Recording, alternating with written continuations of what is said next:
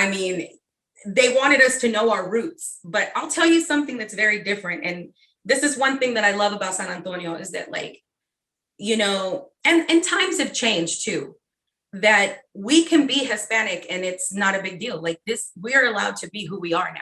Where I grew up, it wasn't okay to be who you were, you see. And that's something that's very different about where I come from. I don't know if it's the same anymore. I mean, I see things are a little different when I'm looking back at, like, if their school books and their annuals now, and I see their social media, it's a very different ballgame than when I was growing up. We weren't even allowed to speak Spanish in school.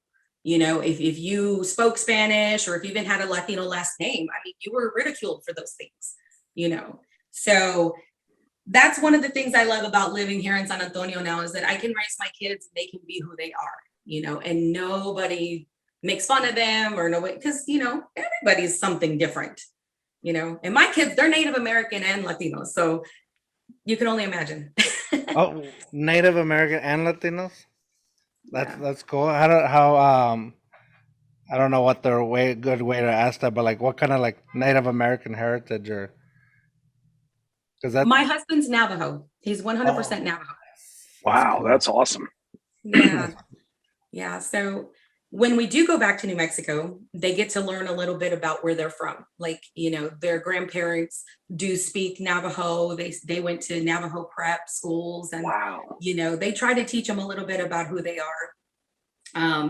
Because my husband, he grew up in a very similar situation, except on the other side of New Mexico. And he said there was the same thing, that Navajos were ridiculed for being Navajo, you know, and it was like, you weren't allowed to speak Navajo in the school that he grew up in, you know, and it was like, so that's how he and I connected, because we're like, oh my gosh, very similar backgrounds, you know. But we were like, when we have children, it's going to be the complete opposite. We're going to teach them to be proud of who they are and be who they are. And who cares if anyone ridicules them for that, because that's who you are. You know, it's funny. Excuse me. You know, it's funny. All three of us growing up so different places, but I kind of share a similar story to you, Sabrina. Growing up an hour south of Corpus, very, very Hispanic dominated society, and growing up being white down there, it was very similar. It was, you know, bullying and being made fun of, being beat up, you know, stuff like that. And, you know, my wife and I grew up down there together, and she had the same kind of experience.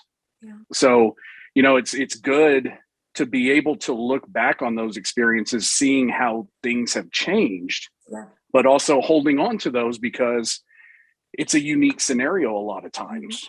Mm-hmm. Yeah.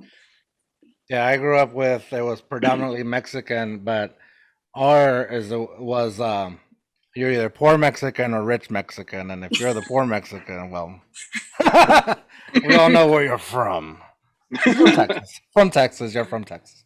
Yeah, it turns out like the rich Mexicans were the ones that were coming from Mexico, and they had money. They could have been connected. We've never really were allowed to talk about it. Yeah. Until now, I think I still have some people on Facebook that might know more.